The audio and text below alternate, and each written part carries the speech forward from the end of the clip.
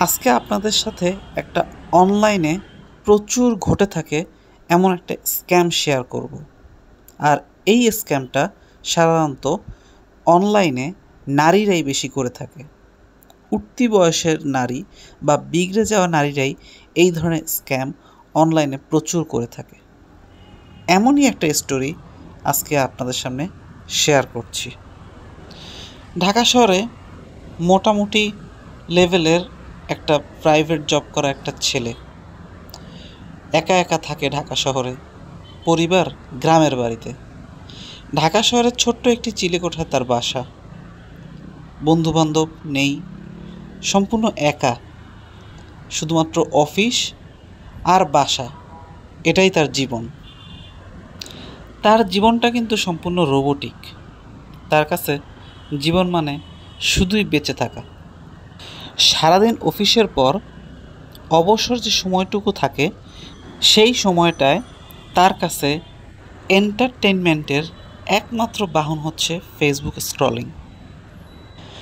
আর এই ধরনের ছেলেরাই বুঝে একাকিত্ব কী জিনিস, কারণ এদেরকে একাকিত্ব সম্পূর্ণভাবে ঘিরে ধরে। একদিন ফেসবুকে স্ক্রল করতে করতে হঠাৎ পরিচয় হয় একজন মেয়ের সঙ্গে। মেয়েটির নাম ছিল, ছদ্মনাম হিসেবেই বলছি, অর্পা। প্রোফাইলে ছিল মায়াভরা চেহারার নানা রকম ছবি। আর সেই ছবি দেখতে দেখতেই অর্পার সাথে কথা শুরু। আস্তে আস্তে তাদের মধ্যে ঘনিষ্ঠতা বৃদ্ধি পেতেই থাকে। ছেলেটির জীবনে এ যেন এক নতুন রূপের উষ্ণতার আমেজ, যা কন্ট্রোল করা খুবই কঠিন। প্রতিদিন অফিস শেষ করে তার ফোন হাতে নিয়ে প্রথম কাজই হচ্ছে অর্পার মেসেজ চেক করা। যে মেসেজের রেশিও দিন দিন বাড়তেই থাকে। দিন রাত সবসময় অর্পার মেসেজের অপেক্ষায় থাকে এই ছেলেটি, এবং রিপ্লাই দিয়ে অর্পার ফিরতি রিপ্লাই কখন আসবে সেই অপেক্ষায় ছেলেটির সময় কাটে না। দিন যতই যায় সম্পর্ক আরও গভীর হয়। অর্পা যেন তার পৃথিবীর একমাত্র আশ্রয় হয়ে দাঁড়ায়। একদিন অর্পা হঠাৎ করে জানায় তার মা অসুস্থ। ছোট ভাই কলেজে পড়ে, আর সে নিজে অনলাইনে ফ্রিল্যান্সিং করে সংসার চালাচ্ছে। এত কষ্টের মাঝেও মেয়েটার কণ্ঠে থেকে এক আশ্চর্য রকমের সাহস দেখা যায়। ছেলেটির সরল মনে কোনো কাদা নেই। অজান্তেই অর্পাকে বিশ্বাস করে ফেলে। শুরু হয় অর্থনৈতিক চাহিদার গল্প। প্রথমে সামান্য, যা আস্তে আস্তে একটু বেশি, এরপরে অনেক বেশি আকারে রূপ নিতে থাকে। অর্পা জানায় সে খুব বিপদে আছে, তার ভাইয়ের চিকিৎসা দরকার। রায়হান চিন্তা না করে টাকা পাঠিয়ে দেয়।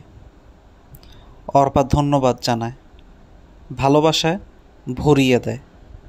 রায়হান ভাবে, এই তো, এমনই তো হয় উচিত একজন প্রকৃত ভালো মানুষের, যা সে পেয়েছে।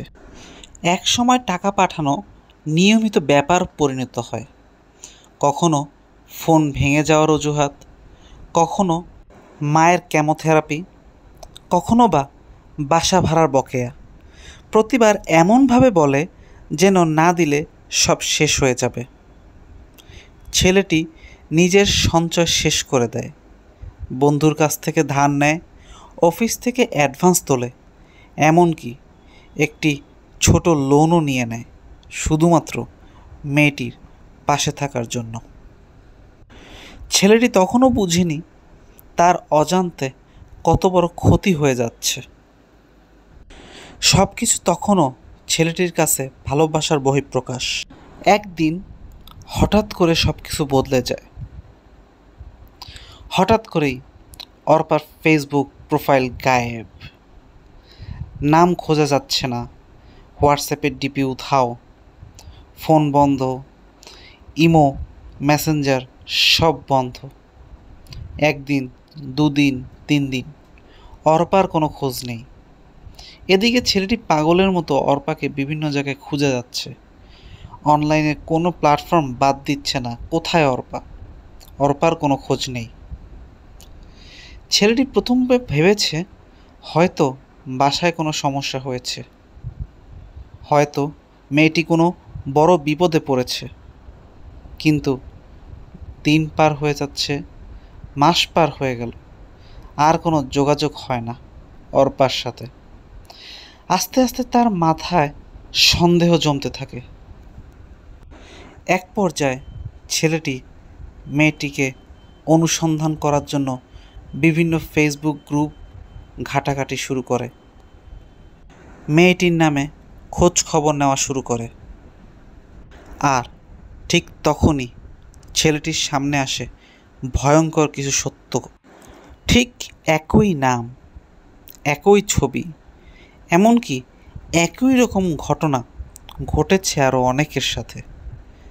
ফেসবুক, টেলিগ্রাম, হোয়াটসঅ্যাপ, এমনকি অনেক ডেটিং অ্যাপেও সক্রিয় ছিল এই প্রতারক চক্র, যারা পুরুষদের একাকিত্বকে পুঁজি করে অর্থ হাতিয়ে নেয়। সব কিছু জানতে পেরে ছেলেটির মাথায় যেন আকাশ ভেঙে পড়ে। একদিকে আর্থিক ক্ষতি, আর অন্যদিকে মানসিক ধাক্কা। নিজেকে অপরাধী মনে হতে থাকে। এতটা বিশ্বাস করলেন কিভাবে? কেন আরেকটু যাচাই করা হলো না? রাতগুলো তার কাছে আরও ভয়ঙ্কর হয়ে ওঠে। ঘুম আসে না, খাওয়া হয় না। তার আত্মবিশ্বাস, নিজের উপর বিশ্বাস, সব কিছু যেন চুরমার হয়ে যায়। আর ঠিক এই ছেলেটির মতনই হাজার হাজার ছেলে অনলাইনে প্রতিনিয়ত প্রতারিত হয়ে যাচ্ছে। তাই এখনই সাবধান হতে হবে, তা না হলে ভবিষ্যতে আপনারও অনেক বড় কোনো ক্ষতি হয়ে যেতে পারে। আজ এ পর্যন্তই। দেখা হবে পরবর্তী কোনো ভিডিওতে। ভালো থাকবেন। ধন্যবাদ।